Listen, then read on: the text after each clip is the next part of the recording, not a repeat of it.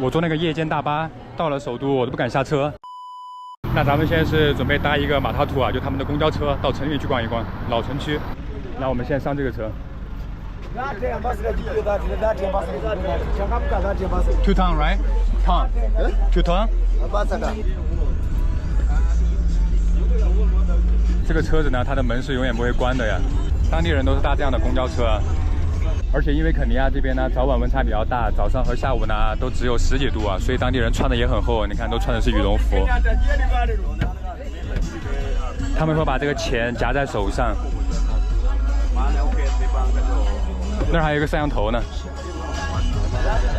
咱们在这个肯尼亚坐这个市区的公交车呢，就是30先令，30先令的话大概1块5毛钱左右。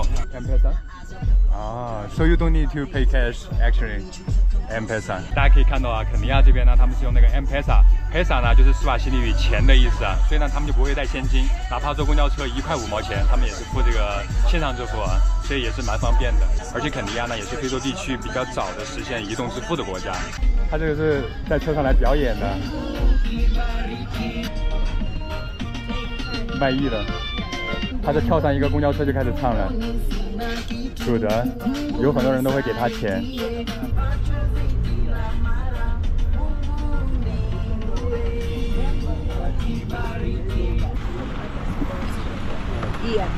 No problem. Yes. I'm busy. Thank you. Enjoy your day. Okay. Thank you. 咱们现在是已经到了内罗毕的市中心啊，这边比较混乱一点啊，因为车多人多啊，这些都是公交车。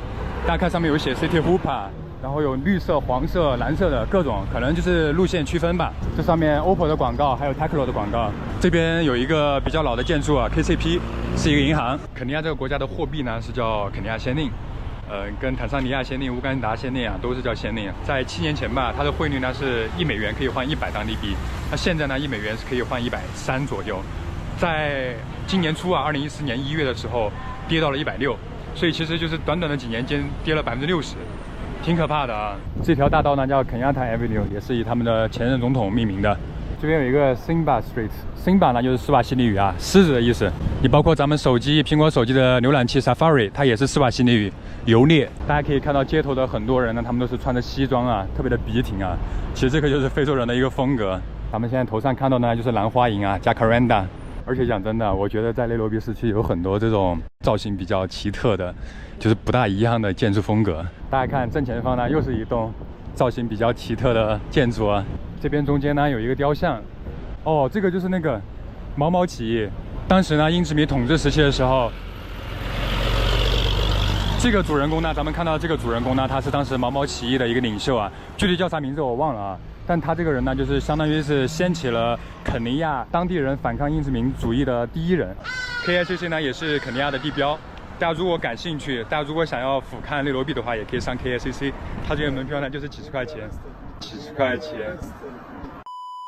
我个人对于肯尼亚的一个客观评价哈，就是这国家环境不错，有很多的资源，包括动物旅游、农业、牧业，然后港口，气候也特别的好。但是这个国家呢，怎么说，警察啊、移民局啊，这一点还有税务啊，特别的难搞啊。就是一直以来的印象给我的就是这种，就是经常有时候一些中国人哈在路上走或怎么样的，就会被警察抓到那个警察局去，或抓到那个移民局去，然后别人给他出示证件，他也不认。反正就很让人恶心的，就他们的海关、警察、移民局特别狠。小镇身后呢是肯尼亚的教育部啊。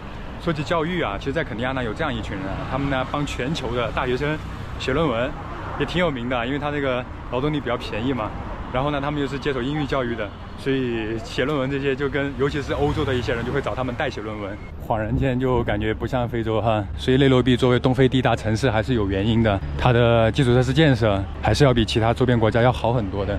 兄弟们，这幅画很有意思啊，中间好像是个当地土著，旁边的2个白人，然后他们一起跳舞。这对面有一个 Kili Mall，Kili Mall 呢好像也是一个中国人开发的电商啊。这有一款沃尔沃的740老爷车啊，很好看。要是在几十年前，还是相当霸气的啊。再拿个香蕉，1块钱早饭啊。其实，在肯尼亚很多当地人啊，早餐就吃个香蕉啊，因为便宜。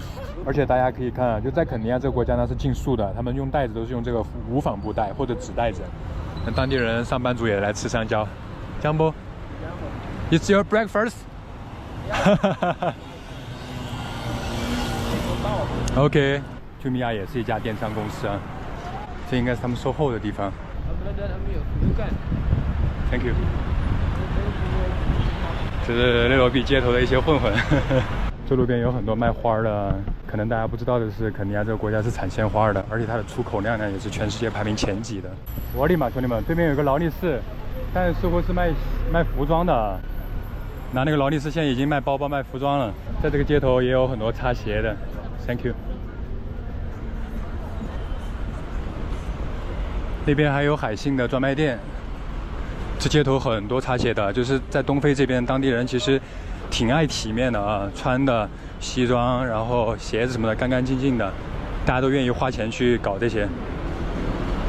当然，另一方面呢，就说明他们比其他的非洲国家的经济还是要好一点，毕竟有这个钱去干这个事儿。这边有很多卖毛毯的，我看一个毛毯5000先令，差不多200-300块钱。这个匡威应该是假的。大家看这边坐公交都要排队的，排得整整齐齐的。讲真的，我以前工作的时候是从来没有来过这些地方的，所以说当你的角色不一样的时候，你的视角也不一样。我之前18年第2次来肯尼亚的时候，我坐那个夜间大巴到了首都，我都不敢下车，凌晨2点绝对不敢下车。内罗毕的晚上很危险，整个内罗毕市区我感觉全是这些车，每一个车的涂装都特别的有意思啊。然后你看当地人干活啊，就一个人干活几个人看。那个对面那个横幅上面写的呢，就是毕业生招聘会啊，校招。这儿进来就有一个孔子学院，这边好像也是一个中国公司在招人哎。这儿还有华为，这儿还有那个联合利华、Glovo 送外卖的，反正就各种公司都有吧。这个就是他们的大学的最高楼，叫 University of Nairobi Tower。大家可以看一下这个建筑风格，就有点非洲野性的那种感觉哈。这边是一个叫做马哈塔姆甘地啊，甘地之翼，那有一个甘地的雕像。这儿有一个标语啊，这个大学是禁止腐败的地方。这边有一个 American wing， 刚刚看到一个甘地 wing， 不知道有没有 China wing 啊。I'd like to get 1 cup of passion and 1 samosa. And what is this one? That's kebab. Kebab. Yes. Okay, so 1 kebab, 1 samosa, 1 passion. 咱点了杯饮料，点了2个吃的，一共花了430。这个炸的圆圆的一根棍子，尝尝味道如何？我去。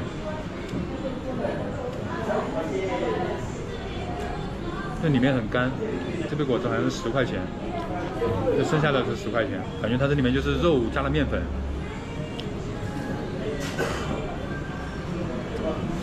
不是很好吃啊。这个三角的东西呢叫萨摩萨，印度传过来的啊。之前在视频里面就跟大家说过了，就在东非，印度人的影响力还是挺大的。在吃的方面，你像肯尼亚的恰帕提、萨摩萨，这都是印度人吃的。